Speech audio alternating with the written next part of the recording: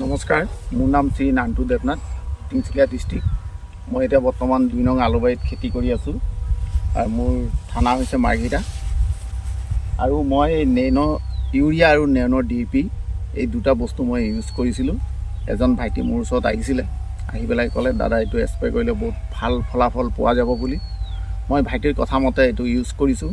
Use কৰাৰ পাছত যিটো মোৰ ইয়াত ওলকবি খেতিটো আছিলে একদম ডেমেজ হৈ গৈছিলে। মই ভাবিছিলোঁ খেতিটো নহ'ব নেকি, ছাকচেছ নহ'ব, মই লাভৱান হ'ব নোৱাৰিম।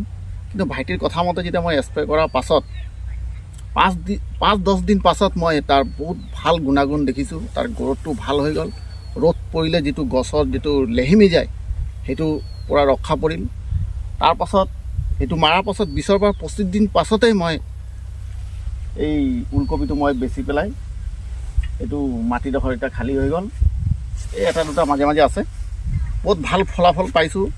কৃষক ৰাইজে এই নেনো DAP আৰু ইউৰিয়াটো যদি ইউজ কৰে, মোৰ মতে মই এটা খেতিয়ক হিচাপে বহুত ভাল ফলাফল পাব বুলি মই প্ৰেক্টিকেলভাৱে মই নিজে অনুভৱ কৰিব পাৰিছোঁ।